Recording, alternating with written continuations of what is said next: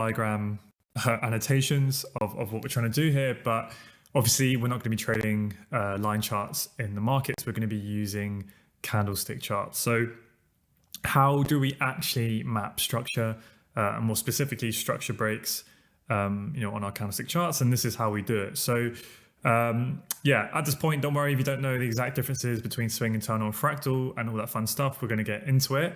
But essentially, what we need to remember is we always use this type, candle body closure, for structure breaks for basically everything. And anytime we use wick breaks is for fractal structure when we're looking at change of character, okay? So this will become very clear in the following lessons, but just thought it'd be good to cover this now. So whenever you draw your highs and lows in the market and where you draw your structure from, we always draw it on the wicks of the candle, so on the exact high or the exact low of a candle, okay? You will always do that no matter what. The only difference is what we look for to confirm a break of that high or low, okay? So this is when we look for a candle body close. So you would draw your high, let's say from this wick, and you're waiting for price to actually close above that line, above that high, okay? So here you can see price try to go up. So at some point, this candle here, when it was still printing, it would have looked like this. But this is why if you need to see a candle body close, you need to wait for that candle body or that candle to finish printing, okay? You cannot draw this across and say that we've had a break of structure, right, until you wait for the candle to close and you can confirm that you've actually had that candle body closure there, okay? So candle body close is a little bit more conservative, at least relevant to a wick break, okay? Because, it takes a lot more money to actually cause price to close above a key structural level.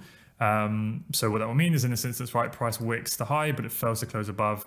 So at that point, that is not a break. And therefore this does not become a low, right? Because it has not caused a new high. It has not caused a break of structure. Then the price pulls back a little bit deeper and then we close above, right? And then that's how we actually get that true break of structure. So then when we look over here and we look at fractal structure, this is where with fractal structure, we want to be a lot more aggressive, as you'll see the reasons why as we go through the lessons.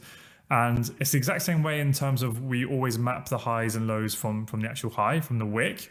But the difference being is a break of structure can just be a wick break, okay? So imagine you're in the market and then price pulls back, you label this as your high, you can draw your line across. The exact moment that price trades past that high by 0.1 pips, by like a micro pip, pipette, whatever you want to call it, at that exact moment, you don't have to obviously wait for the candle to close because as soon as price trades higher than it, that is a confirmed break, okay? So then at this point, that would become our low, and then you can draw your low across here, and again, price then breaks it. And at that point, this then becomes our high, right? And then again, we get a break there. So you can see that this is the exact same price action as we have over here, but you can see how like essentially the trend changes quicker, way quicker here, because it's a lot more aggressive that we're using wick breaks, okay? So if you want to trade the way that I do and how the majority of us do in the community, this is how we kind of separate these out. So we use candle body closures for the swing and internal structure, but we use wick breaks for fractal structure. Okay, so hopefully that makes sense.